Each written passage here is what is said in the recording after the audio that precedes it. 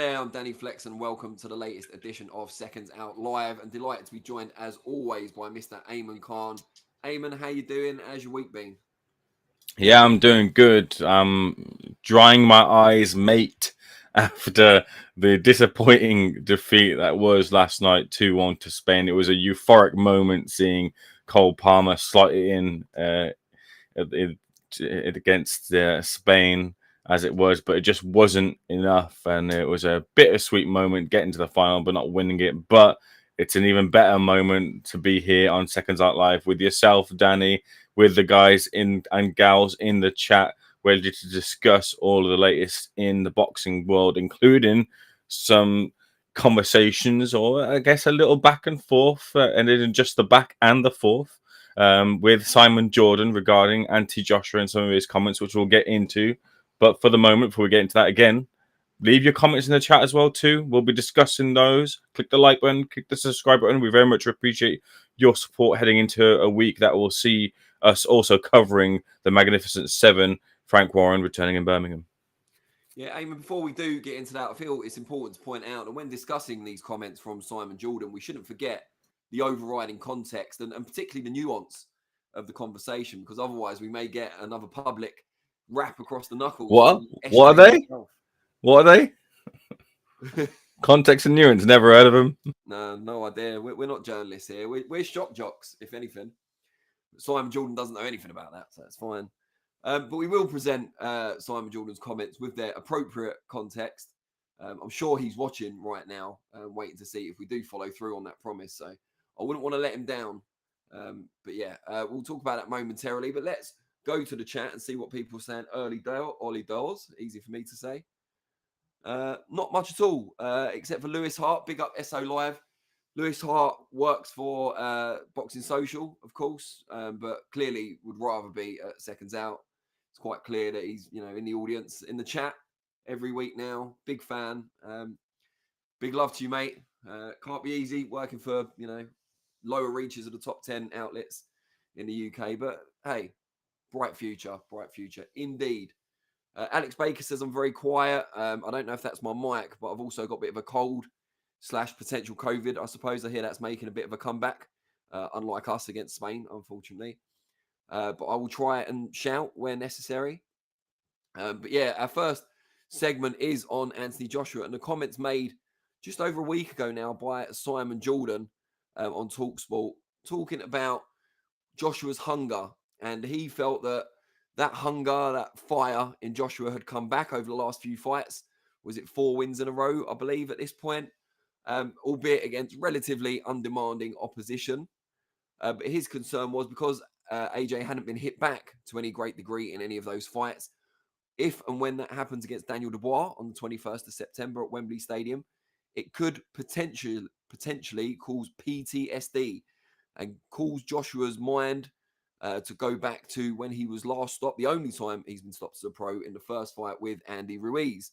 And his main point, Simon Jordan, was, has AJ really got that hunger back after the back-to-back defeats to Alexander Usyk? Or is it more smoke and mirrors because of the opposition he's been fighting? And then we got some responses to that from the likes of Frank Warren and Eddie Hearn. But Ayman, first of all, what did you make of Simon Jordan's point initially? Yeah, I mean, from what I've seen, the comments Simon Jordan made, I think it was on episode 79 of that Talk Sport Boxing podcast, saying he still thinks with the power Dubois has, there's a possibility that if he detonates and lands on Anthony Joshua, he's going to get that PTSD, as he put it. I take this as Simon saying that the confidence in AJ is fragile. The confidence that AJ has is fragile, and it comes built on a foundation of fighters who are limited in their challenge to different degrees since his comeback from the Usyk defeats. Franklin was a good fighter, not the heaviest of hitters.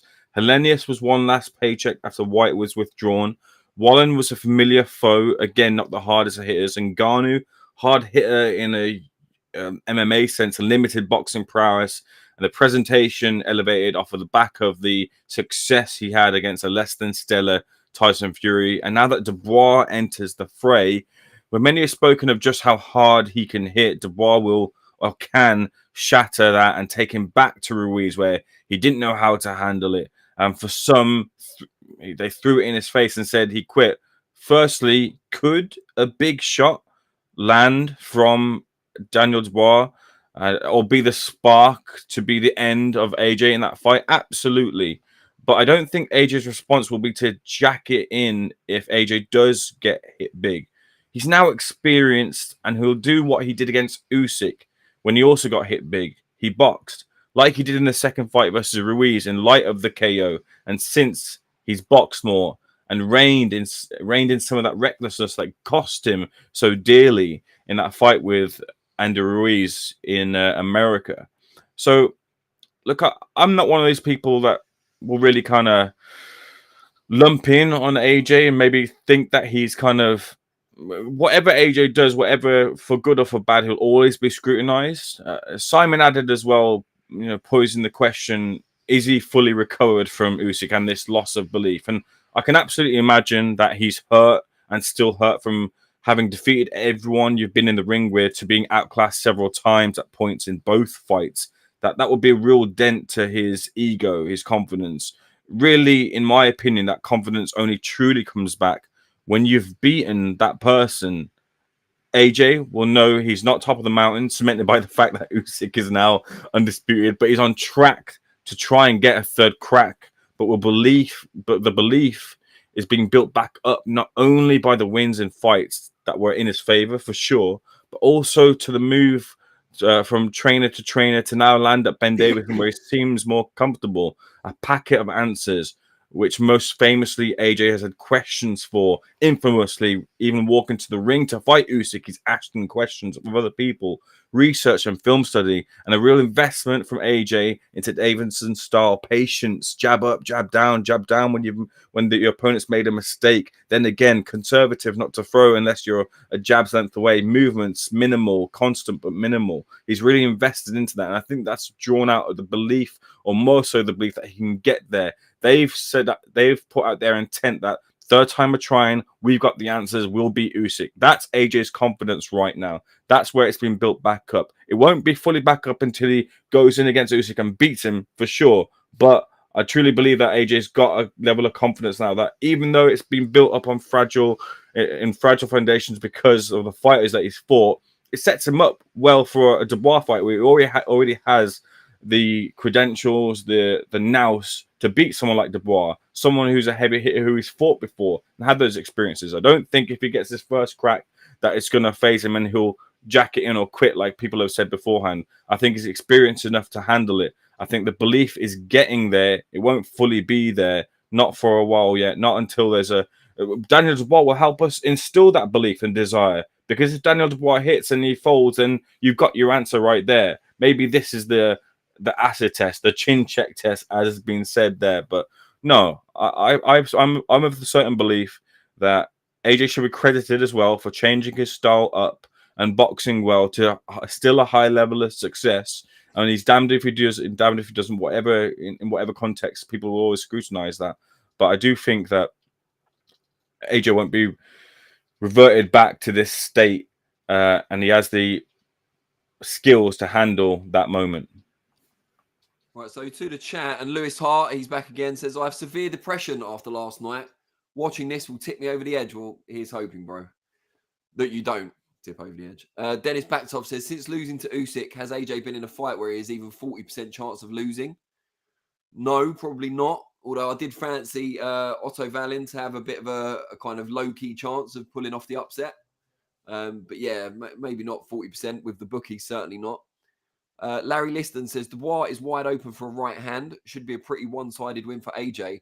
Dubois is tough, but I see a late stoppage or clear decision for AJ. Thunder Road points out that Gareth Southgate was born in Watford, like our own Ayman Khan. I'm not sure if that's a good thing at this current moment or not. Dinero Sparta says AJ in 7 or less. Fewer, surely. Toby Bartlett, Eddie said AJ shouldn't have been in the ring against Ruiz. Greg Bowser says AJ seems a much better fighter under Ben Davison. That's a bit of a tricky one in my view. I rate Ben Davison highly as a trainer. However, you've got to compare opposition, and the fights that AJ was taking on before he joined with Ben Davison and the team in Harlow, he was fighting back-to-back against probably the best, well, certainly he's proved now the best heavyweight in the world today in Alexander Usyk. And I don't think it's fair, really, to compare that against the performances against Jermaine Franklin, Robert Helenius, Francis Ngannou, and Otto Wallin. When we see AJ gets a genuine test, and I think he gets that on September 21st at Wembley against Daniel Dubois, then we can establish if he really is an improved fighter under Ben Davison. And not only that, I've seen some comments attributed to Ben Davison on one of the other outlets, not Lewis's, I should point out, where he said he thinks, no disrespect to Daniel Dubois, but if they get everything right, because of the way Dubois' style plays into Joshua's strengths, he thinks it will be done early. So he's kind of set a bit of a high bar for himself there, Ben Davison, in that if AJ wins but labours, it's going to look like a bit of a disappointment given the pre-fight prediction from his trainer. So we shall see. Nat replied Thunder Road and said, Watford is known for legendary people being born or living there. I'm one of them. Yeah, Elton John, was he born in Watford? I know he's the Watford chairman. Was he born there, though, the Rocket Don't Man? believe so. Sure. No. No? Oh, well, never mind. Ayo Ariki says AJ is a much bigger puncher and boxer than Dubois. Unfortunately, Dubois' dream will be shattered again. I'm assuming he means shattered, but unless AJ is going to talk him into submission. Mark Morris says AJ has always been a top 3 fighter, but Davison has got his confidence back. Yeah, I mean, I think it's part Davison and the team, but I also think it's the quality of opposition that he's been fighting. You know, you fight these kind of fringe heavyweight contenders and get them out of there, particularly the, highlight reel knockout against Francis Ngannou. It's going to imbue AJ with a certain amount of confidence regardless, isn't it? Dennis Baktov says, is Usyk AJ's kryptonite? His movement, output and skills are a level above anyone at heavyweight. Are we underrating AJ's chances against other heavyweights, more his size and speed? Potentially. But then you've got Andy Ruiz, obviously was able to beat Joshua the first time round.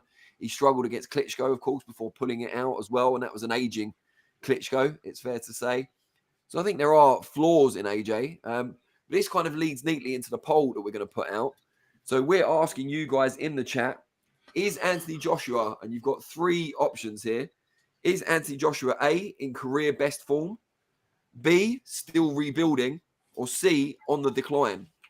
Let us know what you think, because I think, is it smoke and mirrors? Is Usyk making us undervalue AJ? Is the Ben Davison effect making us overrate AJ? Is he the same fighter he's always been? Is he an improved fighter? Is he, because of age and a number of fights he's had, both amateur and pro, on an unavoidable decline? Let us know what you think in the poll. We'll give you the result at the end of the episode. Mark Morris says, but Wallin had never been rocked, never been outclassed, and he didn't even touch AJ. That's a fair point, but what was Wallin's best opponent pre-AJ? It was a big step up in class for him. And I thought he had a really good chance based on their respective form coming in. But if you look at their records, he hadn't fought anyone near the class of an Anthony Joshua before. So I guess for every argument, there's an opposite, isn't there? Ramoni Mode XD says, I think it's number 2. He's still rebuilding. Need to see him against the world-class fighter or tough test like the Dubois. Dennis Baktov said, would say he's on the decline, but don't think he's declined as much as Tyson Fury. I mean, we can ask a similar question about Fury when we have a Fury-themed episode. Not easy to say. But yeah, we could do that. But yeah, going back to Simon Jordan's comments, Ayman, you presented those comments to Eddie Hearn last week. Not only did he reject the premise outright, he kind of doubled down and started defending AJ's chin, which wasn't really the original criticism. You said to Eddie, I believe, there's this idea that Joshua's fragile. Where do you think that comes from? Do you think that's fair? I think that was the general line of questioning. And he went into kind of an impassioned defense of Joshua's chin specifically. What did you make of that? Because it seemed to me Jordan was more referring to his heart and guts in the trenches. Ayman, you there? Oh, Ayman's having connection problems, according to my computer. So I will go on. But yeah, Eddie Hearn made an impassioned defense, as stated, of Joshua's chin. And he described it as a very good chin. And I put the Eddie statement to Frank Warren a couple of days later and said, would you describe Joshua's chin as very good, quote unquote? I don't think I did air quotes because that's a bit knobby, isn't it? But something along those lines. And Warren kind of ducked the question, as he's known for doing, a bit of a shoulder roll.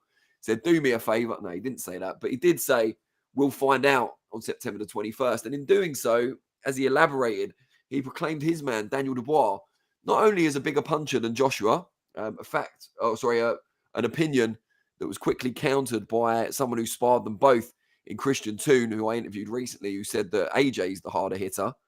But also, he said that Daniel Dubois is the hardest puncher in the heavyweight division as a whole. Now, I'm not sure where Frank Warren has got the confidence in Dubois' power from, that he's the biggest hitter in the whole division, because he hasn't really fought anyone at the very top of the division just yet. And he didn't look close to kind of knocking out or brutalizing Filip Hrgovic, who is closest to that top level that he's fought, to the point that he would have been stopped without the cuts and without the facial damage. So there's kind of two big points to debate there. I'm glad we've now been rejoined by Mr. Ayman Khan. He's a new man. But we were just saying before you got cut off, or just as you got cut off, you went to Eddie with Simon Jordan's comments. And instead of talking about AJ in the trenches and the PTSD side, he launched into a big defense of AJ's chin specifically, rather than go into the mental aspect and the mettle he needs to show when the fight, if the fight gets down and dirty. What did you make of Hearn approaching the question in that way? I mean, I get it, because I think from Hearn's point of view, like, AJ just doesn't get the credit, or kind of a lack of understanding of contextualizing the heavyweight division as being one of those divisions where, and the cliche goes as it is, that one punch can change everything. But really, that is the dynamic of that heavyweight level, that anything can happen on the change or the drop of a dime, as Americans might say. That, you know, you just don't know when that knockout's going to come, but it can come. And I get that. And he's had those chin check tests at points in his career. Vladimir Klitschko. Not many people, when they talk about the resistance, kind of really kind of give the credit to him rising up off of the back of that, although a lot will have to do to AJ's endurance levels. At that point, he seemed very much gassed after being on the assault himself, and has later on since admitted that he's not a 12-round fighter because of the way his body is built. But he's had points in his careers where he's withstood heavy leather, albeit maybe it might be that one punch. Dylan White cracked him with a left hook. For years, people were talking about the left hook being such a weakness for AJ. Dylan White hit him with it. Alexander Povetkin hit him with it. But he came through those moments where other fighters, like I'm talking about Dylan White and Alexander Povetkin, but look at what happened when Dylan White fought Alexander Povetkin, and that was in the not so distant past. But AJ's never really been in. We've never seen AJ in that position before, so you got to give that credit to AJ. I think a lot of people want to, maybe some of the older heads as well too, really kind of want to. And this was some of the questions as well that followed AJ when he was on the rise, as to whether, and they want to equate him to how Frank Bruno was, and how Frank Bruno at points in his career wilted a bit. And they want to make that comparison. And I just don't see that with anti-Joshua at all. Sorry so I completely got. I think at the two fighters on September 21st, I think Daniel Dubois has got a lot more in common with Frank Bruno than AJ has. No, I agree with you. Yeah, this is just when AJ was on the come up. As an aside to that, I think there are a lot of similarities between Bruno and Dubois, stylistically, certainly, and maybe mentally.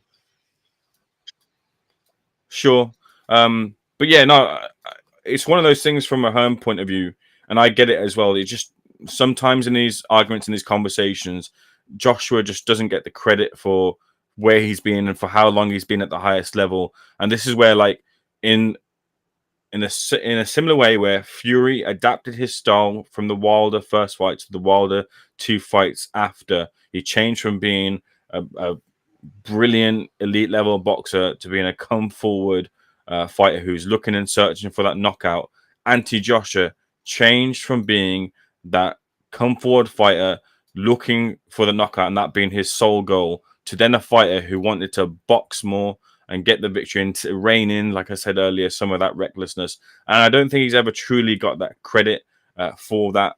And that's where kind of Eddie's perspective and point of view is on AJ. But again, just to summarize this, it does go down to, as cliched as it is, that you can just get hit and hurt at some point. And AJ's done really well to minimize those moments in his career. It's just a shame that a couple of those moments have been, as he is, so high profile, and they've come with so much they've come with so much shockwaves after the fact. Do you feel that Dubois going in his last two fights against last three fights, say then, against Usyk, Jarrell Miller, and Filip Hrgovic, getting hit quite a lot, and he's been criticised for it, getting hit too much in all three of those fights, but then AJ's hardly been hit at all.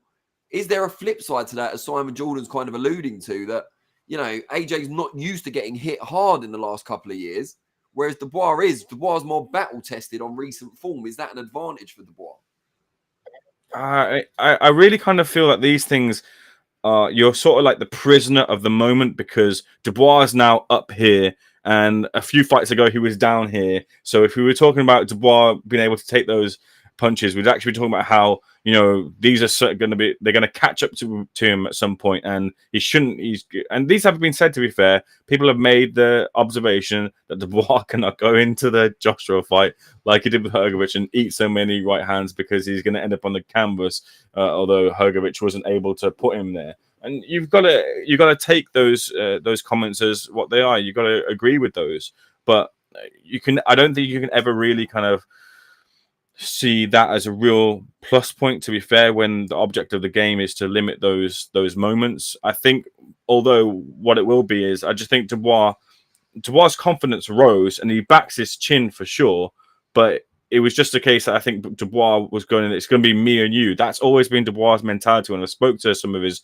trainers in the past, or past trainers, they said, look, he has the concept of me and you, and he's ready to kind of throw it all in there. And off the back of some of his recent successes, he has more of that momentum now to do that. He's not going to do that against Anti-Joshua. He's going to fight completely differently to the way he fought Anti-Joshua. And you can see that, and there's track record for that in the way that he fought Usyk to the way he fought Hrgovic. Two different approaches in Dubois there, in the way he fought both fighters. Of course, some of that will be in the large parts of the way that Usyk fights, and Usyk leading more of that fight there, as opposed to Daniel Dubois in the Hrgovic fight, for sure. But it's obvious that Dubois is not going to go in with that mentality. I don't agree also with the rhetoric, actually, that this will be like a 3 or 4 round fight. I actually think this is going to be a more cagey affair in the early parts of the fight, because of Anti-Joshua's boxing prowess, and because of Joshua's want to limit these moments, as he's done in previous fights recently. I think that's what stands him in good stead. I think that's what stood him in such longevity at 36 now, to say that there's no real... Tyson Fury at the moment is a bit of a up and down, and there's like strong kind of questions as to, you know, where he is and how down the slope he is. And if he's down the slope, as people are saying, then it's a big drastic decline.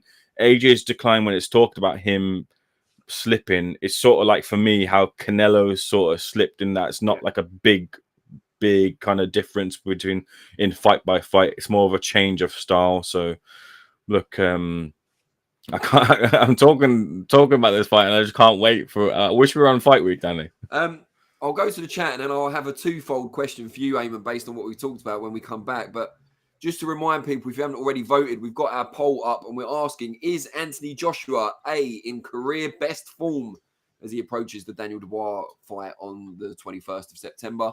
Is he B, still rebuilding? Or is he, after the back-to-back defeats to Usyk, of course, or is he C, on the decline, whether you think that's a gentle or a steep decline? Let us know in the poll. So going back to the chat, Ayo Ariki says, AJ has never been overrated. He has always been undermined. Ra Hokum, good friend of the channel, says, probably now the second best heavy after Usyk. Fury has declined faster than AJ, which is similar to what Ayman was saying, as someone else in the chat, I believe. Toby Bartlett says, great interview with Dave Stan Dubois. Dan, really interesting, I thought, and I didn't know he was so spiritual. To be honest, Toby, I didn't know much about him at all before the interview, apart from kind of the whispers you get around the game, a lot of which were negative, if I'm honest. So he was kind of a pleasant surprise in terms of as company. And it turned out really well. It's been, you know, not just the views and stuff. I had loads of comments, positive comments about him, which I forwarded over in the form of screenshots. Obviously not all of them, but I forwarded him over to Stan/Dave, whatever we're calling him today. And I think he's appreciative of this new fan base he's got. Boxing 24/7 says, Eddie Hearn suggesting that if Conor pleaded guilty off the bat, the process would have been handled quicker, like that's some injustice. Isn't that common practice anywhere? If you go down the court route and make the other side waste resources, then of course it will take longer and there's less chance they want to compromise. I imagine Eddie's hinting it's an injustice because he is still kind of putting it out there that he believes Conor's innocent. And, he's saying, well, he might as well have just pleaded guilty, even though he's not. This is Eddie Hearn's perception, because then he would have been able to fight again in the UK by now. So he should have just put his hands up for something he didn't do, in Hearn's view, and then he would have been able to fight by this point. So, yeah, I think that's his point. Mark Morris, not Mark Morrison. It's not the return of the Mac. He says, look, many people were saying Ngannou would beat AJ. I'm not sure. I didn't know many of them. Most people in media were saying they felt Valin was going to upset AJ. I think I might have been the only one in media saying that. AJ's chin is average. His recovery is poor, but he has great punch selection. Yeah, I mean, I agree with the last part of what you said. I don't know if his recovery is poor, though. I mean, Klitschko let him off the hook in that fight. He let AJ kind of dance around and recover for a round and a half, which was disappointing. I don't think the Klitschko of his prime would have done so. However, we still have to give AJ some credit for coming back from what was a bit of a shellacking in that fight. Ra Hokum says, Usyk is the only top heavy with a very good chin. The rest have varying degrees of fragility. The iron chin heavies are usually limited skill-wise. McCall and Mercer cases in point. I would still say Tyson Fury's got a good chin, even if he's on the decline. Getting up from those shots against Wilder, taking some big shots, including the one that dropped him from Francis Ngannou, and getting off the deck. Now, you could argue he shouldn't have been taking those shots from Ngannou at all, and that's evidence of the decline. I wouldn't, disagree with that. However, the fact that he took them and kept on going, nearly got stopped against Usyk and recovered to, claim one of the last 2 rounds as well. I'd say that's still a good chin and certainly good recovery powers. Boxing 24/7 says, if Eddie claims AJ got his confidence back, then he's admitting at one point it wasn't there. And the reason for that is getting clipped. If he didn't have chin issues, why has it take multiple warm-ups? I mean, that might be part of it, rebuilding mentally after those back-to-back defeats. But I think it's also adapting to life under new trainers. First, Derek James and then Ben Davison and team. I think you wouldn't want to go straight into a huge fight in your first or second fight with a new trainer, would you? Especially at elite level. Dinero Sparta says, Andy didn't chin check. He rabbit punched AJ in the back and side of the head. I think it's quite that simple, Dinero Sparta. I think he landed quite a few clean shots as well. Jay Sharp says, performance anxiety since Ruiz, definitely post Usyk. Listen, I don't know anyone AJ's dated, but is that what you meant, Jay Sharp? Mark Morris again. Fury was knocked down more times and by more people. If AJ has a weak chin, Fury has a glass chin. I don't think a chin's measured in how many times you get knocked down. I think it's how many times you fail to get back up, in my view anyway. He also says AJ has won every fight easily since Usyk. Ra Hokum again. AJ's recent caution may have extended his top-level career by a few years. I suppose similar to Arturo Gatti back in the day when he joined Buddy McGirt as his trainer. And his quality of life after middle age. Very important point. I'm glad we've got Ra here to think about boxers' futures post-retirement, because we don't talk about it enough, I don't think, on here. Maybe we should. Hazel Kenrick says, repping AJ for life with 5, I stand corrected, 5 100 emojis. Thanks for that, Hazel. AJ will be a 3-time world champion. Then she had another 4 100 emojis, which makes 9 in total. Hazel, you could have gone for 10. For some OCD reason, it bothers me that you stopped at 9. MC Boswell or Mook Boswell says, my money's on Dubois round 7, 90-1. Is that the actual odds with the bookmakers, Boswell, or are you offering us 90-1 odds on that? Because, I mean, I'd have a punt. Larry Liston says, AJ has better fundamentals, has better feet, and styles make fights. However, it could get interesting if Dubois can line up a good shot and weather the early storm. Mark Morris, yet again, says, before AJ beat Valin, everyone was saying how good he was. AJ starches him and Valin's no longer good. I don't see this. Everyone was saying Valin was good. I remember being one of the lone voices saying Valin had a good chance of an upset. And I'll own that loss. I'll own that L, but I don't think it was a common opinion. Dinero Sparta's agreeing with Hazel Kenrick, but he hasn't added a 100 emoji to make it 10, unfortunately. Oh, Toby Bartlett has later on, I can see. I'll get to that in a minute.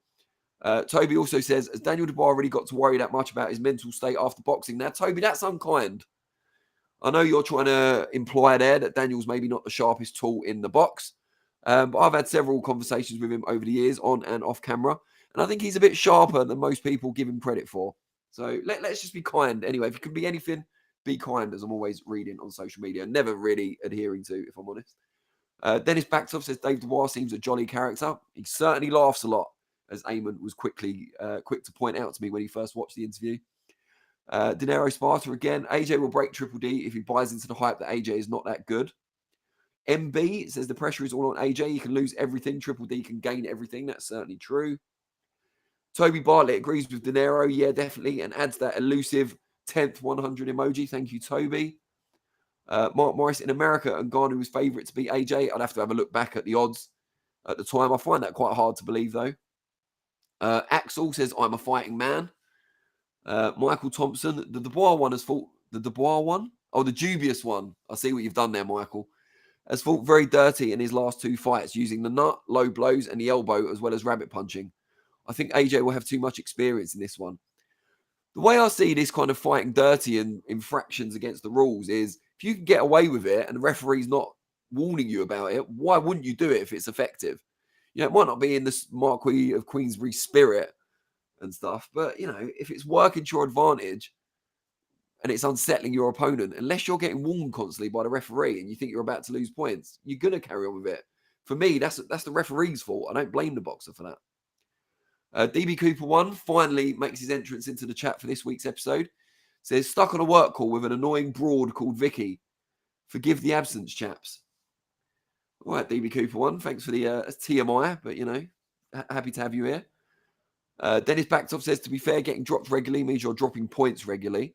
That's certainly true, but does it mean you've got a bad, quote-unquote, chin if you're getting up every time? Edward Brown, LFC1, the baddest on the planet, says, all in caps, or mostly in caps, AJ has... Shall I shout it? My throat's not going to handle it, I don't think. AJ has a good chin, if you think of it. He's not got the best one, but he's not been sparked out completely. Also, he sparks Daniel in 6. Light work. DB Cooper 1 again says, I feel conflicted with Simon Jordan. He's obviously, as is want of DB Cooper, spelt his name wrong. Because those PTSD comments are word for word what I've been saying for ages about AJ. I sadly agree with Mr. Trust the courage of your convictions. Dennis backed off. Dubois must have inherited some brains if his daddy is a self-made millionaire. Well, exactly. Although he admits that his son's not a natural salesman, so he's never cut out for the poster game that made his dad rich. Larry Liston, don't think he got PTSD at all. He might have been a little trigger shy earlier from him being dropped against Ruiz, of course. That's why his performance against Triple D will be interesting. Mark Morris, Fury goes life and death with Valin, and media says Fury out in a brave performance. No, again, no one said that. Fury got massively criticised for struggling against Valin. I'm going to have to stop reading your comments for a bit, Mark Morris, because you're ascribing a lot of comments to the masses that didn't actually happen. Toby Bartlett, I was only playing Dan. I do like Daniel, especially this new edition of Daniel. Larry Liston, I agree it's the referee's fault, but it was still a horrible job the referee did in not reprimanding, especially the headbutts. Surely that won't happen against AJ. Edward Brown, he took his finger off caps lock to say all this AJ hate needs to stop. See, that's when you probably should have shouted. Right, we will come back to the chat in due course, but Ayman, I promised you a twofold question, and it's based on what Eddie and Frank were saying to us last week. AJ, does he have a very... Well, no, let's frame it differently. In your view, who's got the best chin in the heavyweight division currently?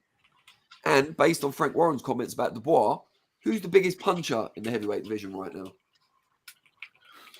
Okay, so I'll take on the first one. And the chat can tell us what they think of those two questions. Absolutely. We would love to hear the chat's thoughts on their position on who has the best chin in the heavyweight division. I think you have to go with the chin, such as the tradition of boxing. You have to go with the chin that doesn't get tested at all, because their defenses are just so good, and that would be to Alexander Usyk. If you're looking at it from the perspective of who gets hit and then gets back up, then you would go for Tyson Fury as well. So depending on your perspectives, it's one of the two choices there. I would go for Usyk over Fury, because Usyk has never been in that position, and Usyk has said he's taken, a hard shot from...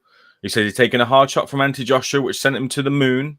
He came through that shot. He says he's taken the hardest shot was from Derek Chisora, which sent him somewhere else, and he was able to come through that, and that was in his first big real test. Widely travelled Alexander Usyk, yeah. Widely travelled, always fights away from home. Against Derek Chisora in his, I think it was second fight at heavyweight, maybe the time to maybe get Alexander Usyk early as he entered into that division. But he's come through those tests. He's come through the weakness and the question marks about not his chin, but his body, Daniel Dubois. It was my conclusion was that was low. Tyson Fury certainly tested that. Joshua made remark of it that Bacoli dropped him in sparring, and he said to him at the weigh-in, how's your stomach or how's your body? Alluding to that. And since Tyson Fury as well has come through that fight, and he's had those tests both to chin and to body. So for me, it's Alexander Usyk. Who's the best? Who's the biggest puncher in the heavyweight division? Well, it stands on as to whether this person's active or not, or continuing in boxing. The signal is that they are choosing to continue, and that's Deontay Wilder. I think you've still always got to give him that big punch because we've seen it to devastating effect, even though at the highest levels of the sport. And what I mean is where the probably better saying is to say the heaviest level at heavyweight, it's not as effective. I think it's now been proven that the heavier you weigh, the less of an effect Deontay Wilder's big one punch devastating knockout is that much of a threat anymore. You're able to negate that with carrying a bit more weight, as as Fury has proven, as Zhilei Zhang has proven. But Daniel Dubois, you're talking about the lower weights of the heavyweight division, that would still be a huge threat to them. Dubois is a big puncher. I just don't. Dubois' threat for me isn't really in that one punch big knockout. It's in the combination punches and breaking you down and making you submit in a similar sort of way as at the heights of Joyce's career a few years back. He was sort of doing it that similar way. Dubois, I can't think of a recent big one punch knockout, even when he was knocking out the likes of like Fujimoto on the come up, who were like blowing up middleweights and things. It was never really anything that devastating. I think that's proven, but he's proven to what Dubois has proven. And you hear this from people like Dave Allen, who, look, I know for some Dave Allen isn't like someone they take a big stock in their opinion of, but I do. I think he's credible, especially in the way that he's sparred a lot of these heavyweights. He said that Dubois' jab is like a right hand. Dubois is that heavy-handed. So I think he's got power in all of his punches, not where like a Deontay Wilder has just power in that right hand and you've got to only worry for that. So maybe, I imagine Frank being the promoter, of course, he'll go back his man, but Frank has also some substance in that statement, because other fighters have said that other parts of his game have big power as well too. So, but you as an observer watching it, you haven't fully seen that translate to the fights, because Jarrell Miller might have been there for the taking and it came so late in the fight. Hrgovic, he was proving to have that effect on him, but also was aided by the cuts that he sustained in that fight. So at that highest level, that real one punch hit quitter isn't there. The combinations to lead to the end is there. So you can sort of make some of the argument there. And just going to the chat to see what they think. Dennis Baktov says probably still Vac, Marius Vac. How many times has Vac been down in his career and fought the hardest hitters in this generation? Yeah, I mean, get back to me, 2 episodes time after he's fought Moses Italma on that O2 show. So I've got a feeling young, hungry Italma is going to really test that beard. So let's wait and see. Edward Brown, the biggest puncher is AJ by far or Wilder, but the best chin is easily Usyk. Mark Morris again is going back to everyone said Fury was brave against Valin, but he's using Talksport as an example, Talksport's panel. I mean, that's not everyone, is it? Certainly not the boxing community at large. Dennis Baktov, how many times? Oh, no, I've already read that. Larry Liston, best chin is probably Usyk. That seems to be more or less unanimous. Fury still has a good chin. Zhang, I imagine, also has a great chin, but we haven't seen it been tested that much. Very good point. Dinero Sparta, Usyk chin and AJ power, which is, I think, probably where I am on this. Larry Liston says best power in the division, I would say, is Zhang with AJ at number 2. For me, the fact that Zhang has power in both hands and the way he sets up his punches puts him at number 1. That's a good point. Dennis Baktov says Zhang surely.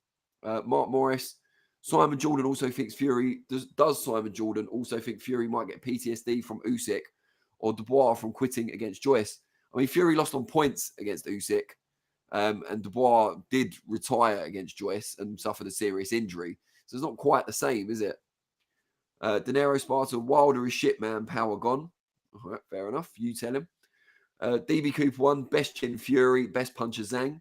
Best heavyweight sparring champion of the world, Martin Bacoli. I hope Billy Nelson's not watching this and he doesn't know where DB Cooper lives. Dennis Baktov, Zhang sparked a man. Dubois was bouncing right hands off. Yeah, I see what you're saying. Toby Bartlett says, I think Joe Parker has a great chin, apart from when he's facing Joe Joyce. Yeah, I mean, wasn't that in like the 11th round or 12th round of a really grueling fight as well? And Parker, I think pound for pound, Parker might have the best chin because he's a small heavyweight.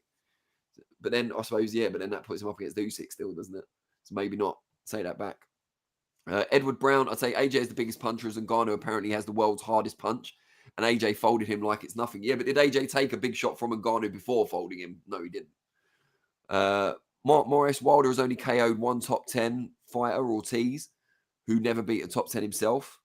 Larry Liston, Wardley and Clark deserves a mention, although not world level. What they both went through in that fight in terms of shot resistance was quite amazing. I think Wardley's proved his chin at a certain level, certainly. He got tagged by Eric Molina as well, didn't he? And then roared back to finish him. So, Grim Reaper, they're all big, strong guys. It's hard to say. MB says Zhang's the biggest puncher, best chin, Kingpin Johnson. Is Kevin Johnson still fighting? I thought he'd knocked it on the head, but I could be wrong. Edward Brown, well, to be fair, that's true. Did he take a big punch? Yeah, exactly. So we'll never know in that sense how good AJ's chin was against Ngannou specifically. Now, it's been a lot of fun discussing this. I hope we've done Simon Jordan justice if he's watching. It is now time to move on to segment 2. And someone who's been making a few headlines last week, albeit for different reasons than AJ, but someone who maybe is on the decline and maybe is still improving. You could have that same debate, and that's Chris Eubank Jr., who was, for many people until recently, the hottest free agent, certainly in UK boxing, has now been snapped up in a partnership agreement with Ben Shalom's Boxer to have his next 2 fights, we believe, at least, on Sky Sports Boxing, as he was previously when he was fighting under a Wasserman contract. Ayman, did you think that Boxer would be the ones who ended up getting his signature?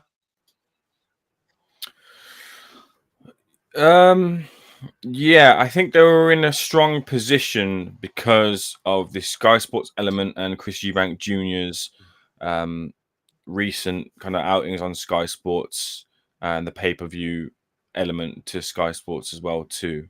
Of course, DAZN have a pay-per-view element as well, but I think there's more history there with Chris, and the machine's just a bit bigger than it is than DAZN's is right now. So you can see that with Chris having already that brand recognition there and people remembering and buying those pay-per-views from Sky, that would be the pole position for him to, or the most likely place that he would land, given some of the landscape and some of the options on the table. It wasn't going to go abroad to the PBC because the PBC are much different to the way that they were when Chris Eubank Jr. first signed with the PBC, and also how that ended.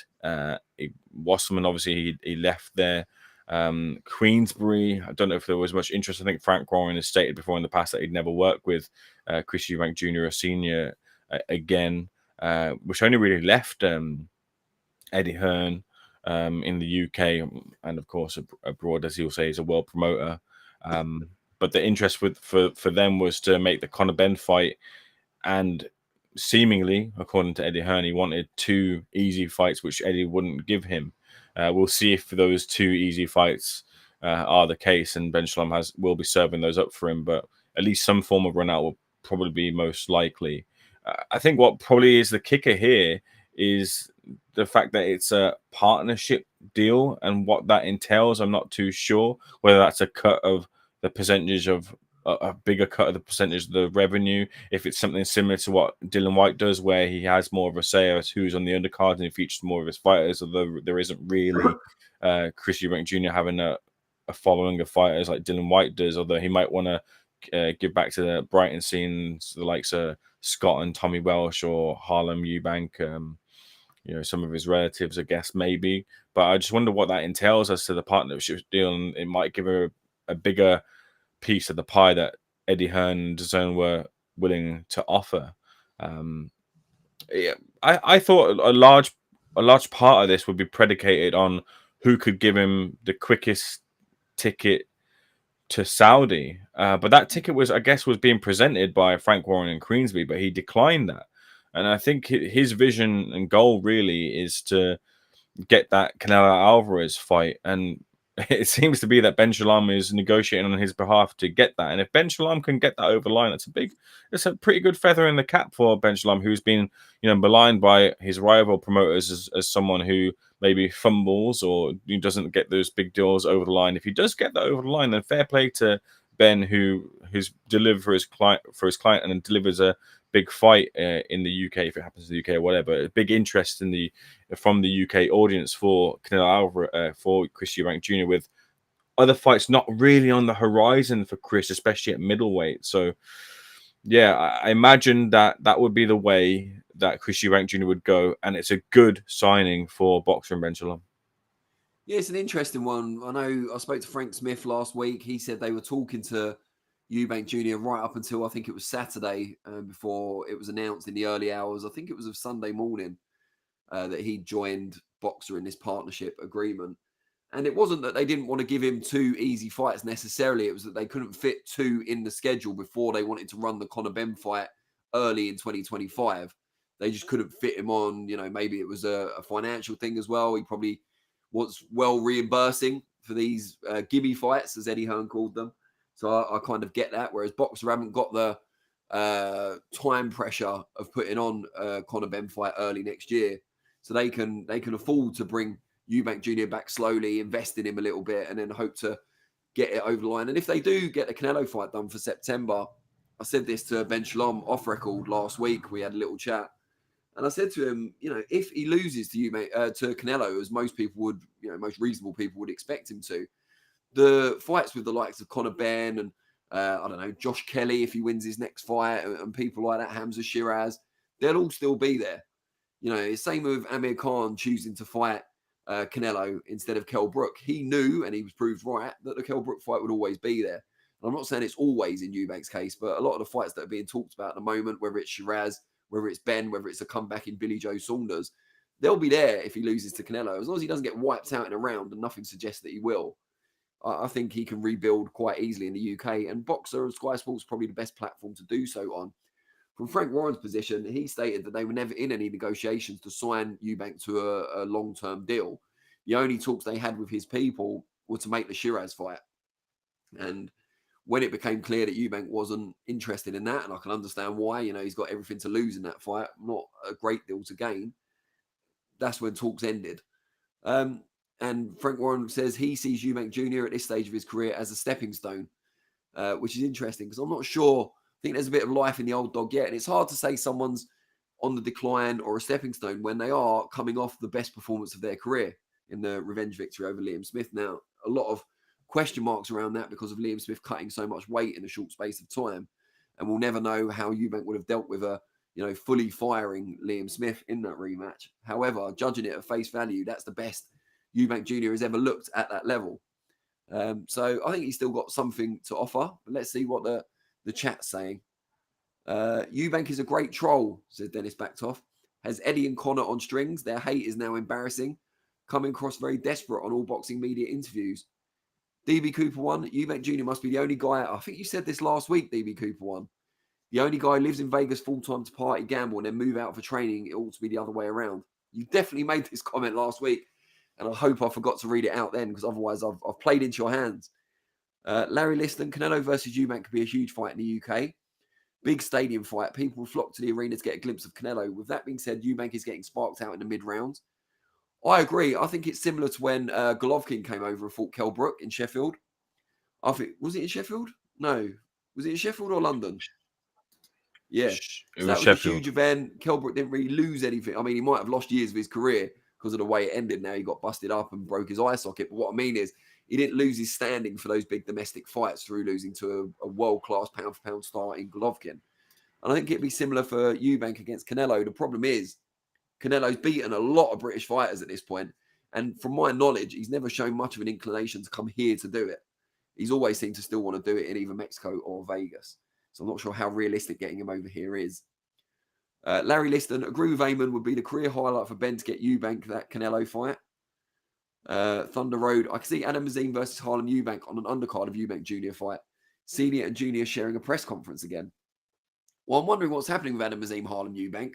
Were they just brought together to kind of shake hands and make friends in that highly publicized in-ring face-off? That's got to be at least 6 months ago, if not more, and still no fight date has been announced. So maybe they were just waiting to get the signature of Harlem's cousin first. I'm not sure. DB Cooper won. No way he gets the Canelo fight over Belanga. He should have fought Hamza Shiraz on a Riyadh show and gone for a world title. Boxer are going to blow the budget on him. What happened to investing in talent?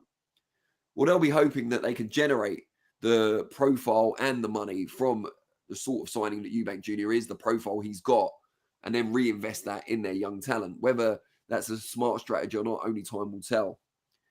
Dennis Baktov, was Eubank grieving the death of his brother during Liam Smith 1? Seems the Smiths always have excuses. I'm not sure how true that is. Certainly not Stephen Smith, who came up short in a couple of world title fights. I don't remember him making many excuses. And Liam's always come across as quite an honest guy to me as well. As for Eubank grieving Seb Eubank's death, and he is much missed. I remember interviewing Seb, lovely, lovely guy. I'm not sure how long. I mean, I guess you're always grieving if someone that close to you passes. But I'm not sure how long after his passing it was, if that's what you're asking. Dennis Baktov goes on to say he didn't want to lose the payday, blame the weight cut to justify another payday. We're being taken for mugs. I'm not sure how true that is either. And Liam Smith's not here to defend himself, so we shouldn't be too critical of him. While Eubank Jr. has found a new promotional home, albeit as a partnership agreement, someone who hasn't yet, as far as we're aware, put pen to paper on a new deal is Shakur Stevenson, one of the most talented fighters in world boxing, no doubt, but one who seems to be struggling to find the right fit in terms of a promoter who's willing to truly invest in him and believe in him. Top Rank would say their offer of $15 million for a 5-fight deal suggests they certainly believe in him to a great extent.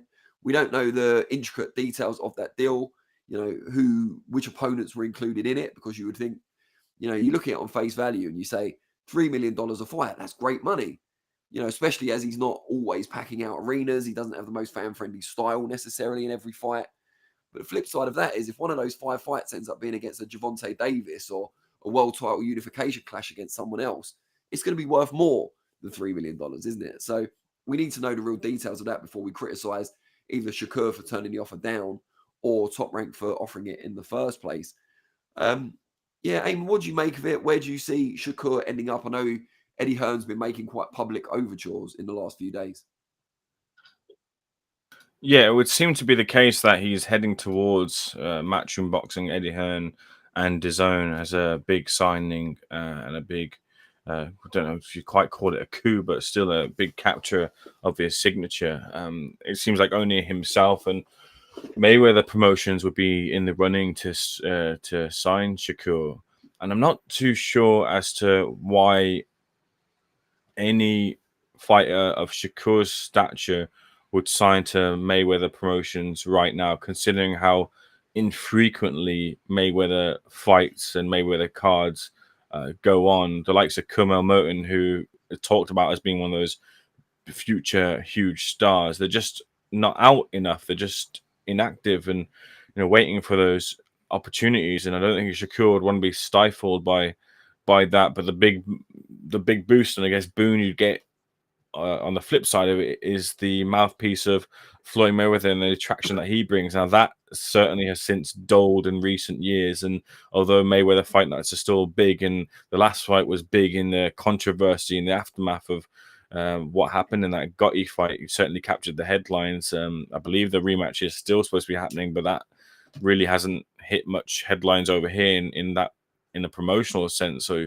you kind of get the idea of how much promotion Mayweather would do and how much the promotion would bleed into how great Mayweather was a fighter and not how great Shakur Stevenson is a fighter. You wouldn't get that with Eddie Hearn. Eddie Hearn has been saying and has said he's been saying how great a fighter Shakur Stevenson is, and he certainly wouldn't want for much more promotion, as Eddie would be that mouthpiece for him. It's just I wonder more so, would it be the plan of fights that are there for him? DAZN, Eddie Hearn, and I think Oscar De La Hoya have said as well that the leading fight that they'd like to make is William Zepeda, which says to me that's a DAZN directive that they want Shakur Stevenson versus William Zepeda, being that they both land on DAZN. Both Golden Boy and Matchroom Boxing are on the DAZN platform, so they want that fight there. They feel like it's a good fight that they can make for their platform. Elsewhere, what other fights that are big that Eddie Hearn could probably make for Shakur? Probably George Kambosos. He's with Lou DiBella, isn't he, Danny? So that option of having a big pay-per-view would be a big, if he goes over to Australia, pay-per-view there guaranteed, probably a stadium as well too. And they've been going back and forth, I believe, on social media. A side bet that Shakur's offered. If he doesn't stop him, he'll give it. I think he said if he doesn't stop him, what did he say? Something like, I'll retire and I'll give you X amount of money or something like that. Well, Eddie Hearn's known to have worked with Lou DiBella in the past, so that's a fight he can make there. Do you want to Tank Davis? That's not going to happen. Vasyl Lomachenko is definitely not going to happen if he signs with the Golden Boy. But I think that's probably the route and the plan, and that's still quite attractive if you go to George Kambosos first and then lead up to William Zepeda, or you see what the lay of the land is after that George Kambosos fight. So for all intents and purposes, it seems to me that, and I think, look, Top Rank with Shakur, they've done a real good job with him, with getting him those titles and those opportunities and the promotion. Shakur must just feel that he's not hit the true heights of being one of the big stars, and as he starts to break into being a pound for pound star, he wants that little bit extra. And with Eddie Hearn now being more of a cemented figure in America, that's where he wants to put his chips in, and I think that'll be the direction he lands. I just want to read these comments from Larry Liston on the chat about Shakur, and then something we haven't mentioned yet.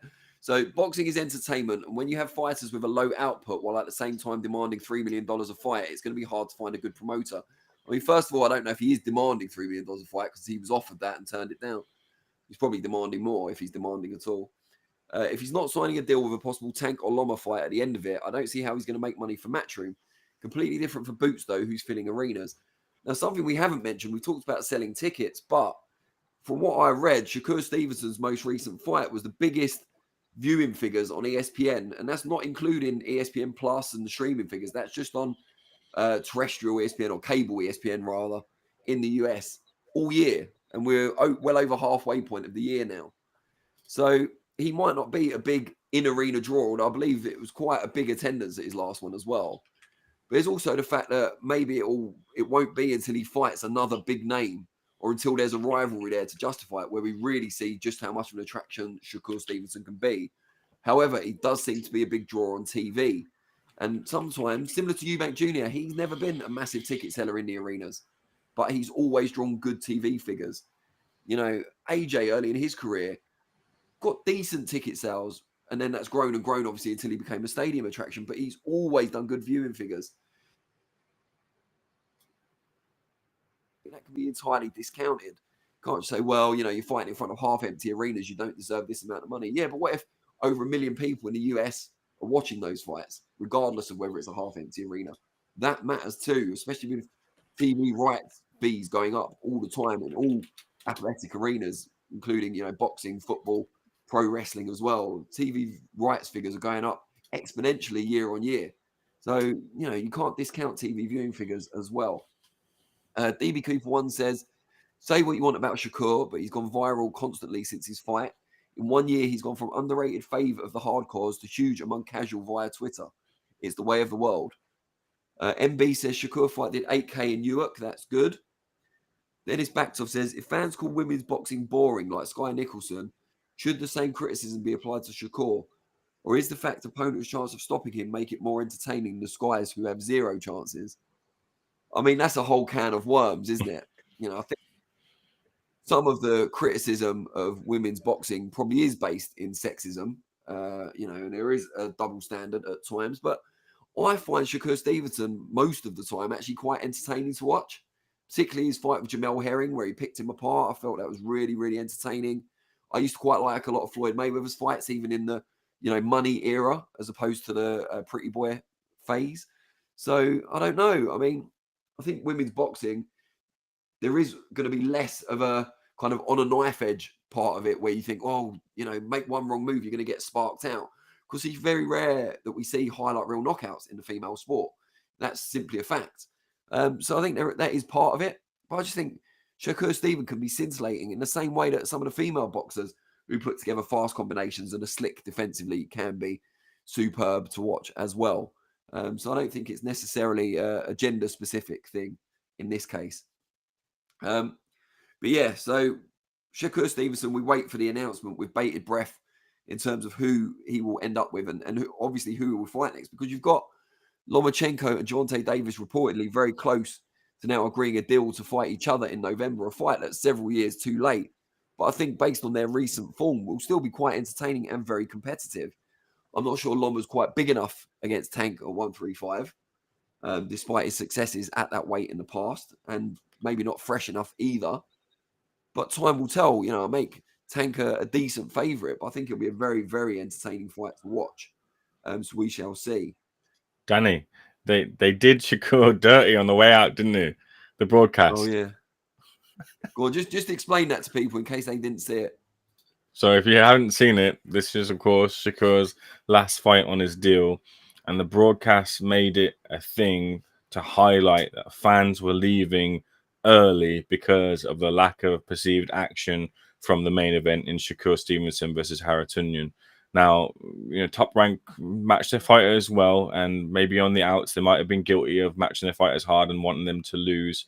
I don't think they particularly wanted Shakur to lose, or knew that they couldn't really match someone with Shakur who was going to lose specifically from the options they had available. But for it to be a hard fight and maybe a bit of a difficult one where it wasn't as appeasing, I guess they got that one right, and they got the effects. But to really be as blatant as to put the camera on them and make the point was it was a little bit dirty.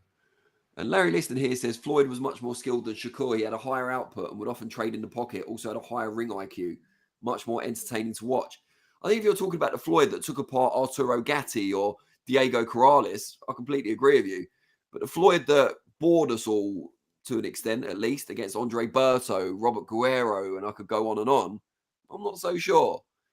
MC Boswell's back peddling his Dubois 90-1 round 7. So we shall see about that. But to channel my inner Columbo, one more thing. Boots Ennis looked great at the weekend in battering a brave but outgunned and outsized, it must be said, David Avanesian. A lot of love for Avanesian and his team, Carl Greaves, trainer, and Neil Marsh, the manager.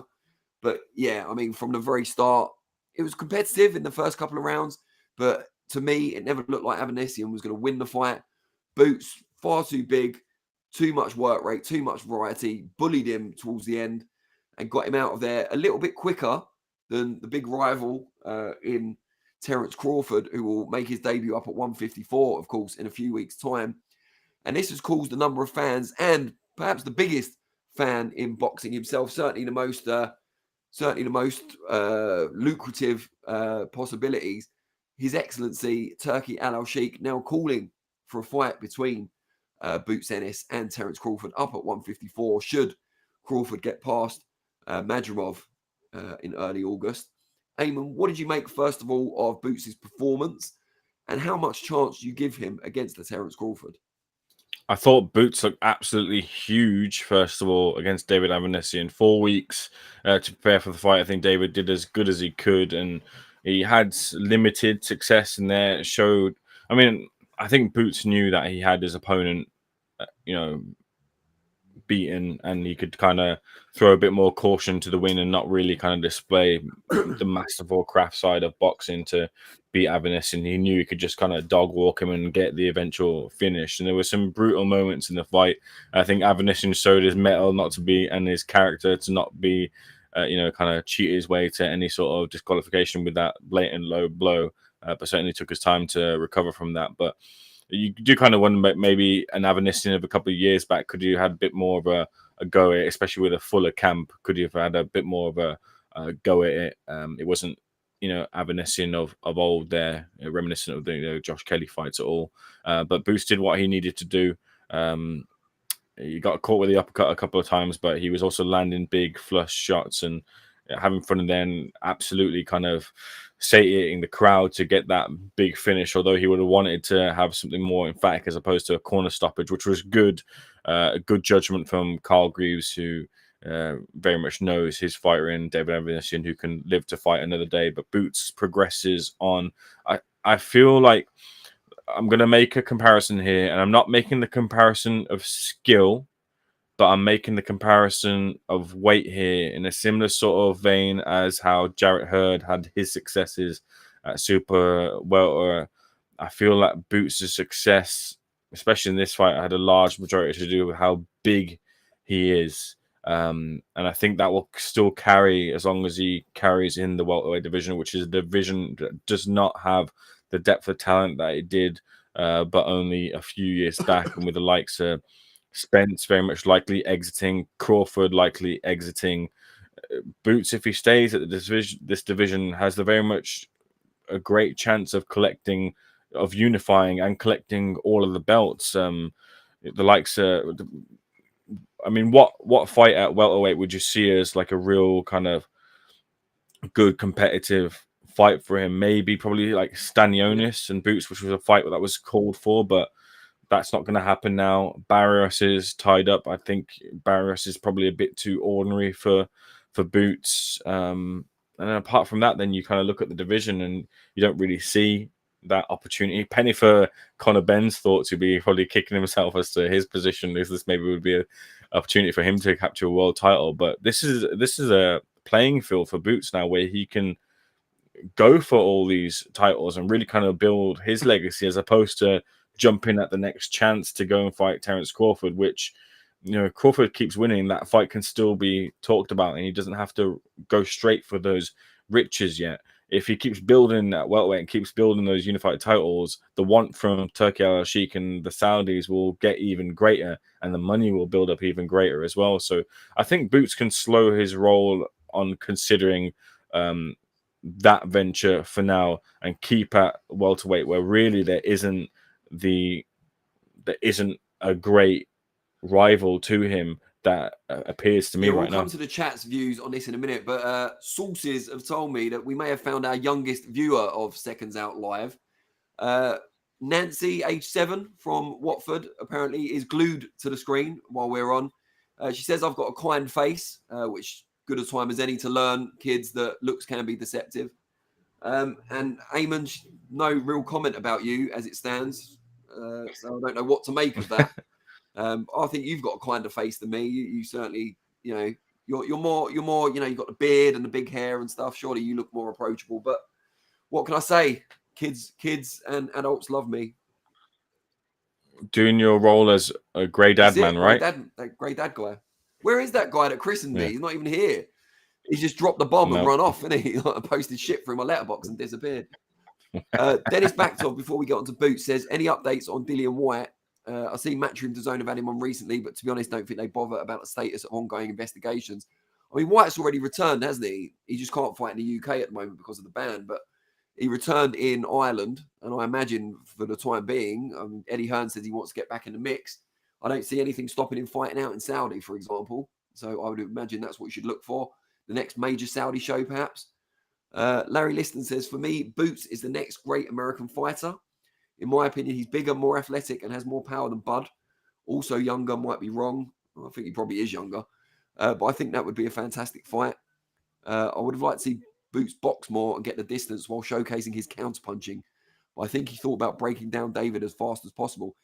I was impressed that Boots decided to meet him in the pocket, although he was so much bigger. It wasn't a massive surprise. Larry Liston also says Boots versus Stanionis should be next. Star-wise, that's a very appealing fight for fans and a unification which would legitimize him. MB says Boots versus Shikram Giasov. Dennis Backtov says, would Eddie have signed Boots if Ben hadn't failed tests? Does signing Boots means Eddie doesn't see Ben as a force at 147? Boots is big, so will also move up. I think Boots is a big signing for the US market as well, something that Eddie's been working on, similar with Shakur Stevenson now, for quite some time since they launched Matchroom Boxing USA several years ago. So I think that's pretty important. So I don't think it necessarily means he's given up on Conor Ben. DB Cooper 1, shout out Nancy. Alas, she has a lot to learn. well, yeah, anyone who thinks I might have any sort of kindness in me probably does have a few years left of school. But she is only 7, so she will learn all that in due course. We did put out a poll near the start of the show when we were talking about Anthony Joshua and his chin, heart, guts, everything basically being questioned, as AJ is probably used to by now, as unfair as it is. And we asked, I see Modfather Vinny is listening because he's already put the results of the poll up in the chat without being asked. Is Anthony Joshua A, in career best form? 60%. Still rebuilding, 25%. On the decline, 14%. It's an overwhelming vote of confidence that Anthony Joshua is right now approaching the Daniel Dubois fight and under Ben Davison and team in career best form. So we are looking, or we will be looking on the 21st of September at an Anthony Joshua better than the one who got revenge victory over Andy Ruiz, better than the one who came back from the brink to smash Klitschko at Wembley, and better than the one who lost back-to-back fights to Alexander Usyk. If that's true, then Daniel Dubois could be in big, big trouble back at Wembley Stadium. Ayman, you always get the last word, so I'll let you do so. I just want to thank everyone for tuning in first. Give us a thumbs up if you haven't already. Please do subscribe. As I've already confessed, I may not have a kind face, but we like to think we know a little bit about boxing, and this show would not be anywhere near as good if we didn't have the chat helping us along.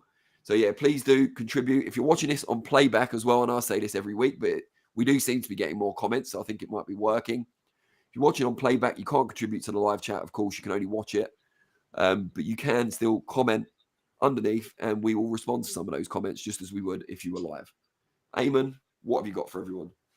Yeah, I got the sense, I don't want to put words in your mouth, Danny, but maybe you're like me in that you disagree with the listeners on this one. And I can't think of a time where I've ever disagreed so strongly with the listeners in a poll here. But I think it's a combination of the other two options, still rebuilding and a little bit on the decline there. But we shall see. The listeners will be proved right or wrong when Anthony Joshua faces off against Daniel Dubois in Wembley. We'll find out the answer there. We'll come back for the poll and maybe I'll eat some crow, as the Americans say. But once again, thank you for joining on Seconds Out Live. We really, truly do appreciate all your contributions to the show. If you haven't already, click the like button, subscribe, as it helps us, and leave the comments as well too. We read them back, and listen to us on Spotify as well. Give us a review if you would be so kind to. Nothing less than 5 stars would do, as Steve Wellings would say. We'll be keeping you abreast of all the latest and greatest in the boxing world. I'll be in the field in Birmingham, hometown show, as Frank Warren and Queensborough Promotions roll in once again for another iteration of the Magnificent Seven. Not as magnificent as it could have been, with a couple of fights dropping off, but still a good show. I saw someone on, I think it was Facebook or Twitter, called it the Mediocre Seven. No. I'm going to watch that on Saturday as a fan. I know you're going to cover it, and I thought, steady on, you know. Yeah, so good little jab there from whoever wrote that one, but it's still a good show in prospect. And like I mentioned there, I'll be there keeping you abreast of all the action. Good to meet up with Danny as well too, in the flesh. Been a long time, so good to see Danny there as well. And of course, we're in the lead up to another heavyweight fight night as well. The week after is Joyce versus Chisora, with real ramifications as to the future of either fighter and whether they continue as well. So look out for that content dropping. But for now, much appreciated. Thank you so much for joining. We'll see you guys on the next one. And thanks to Vinny too. Was that enough? Good enough for you? Was that enough context and nuance for you, Simon Jordan? We'll see you soon.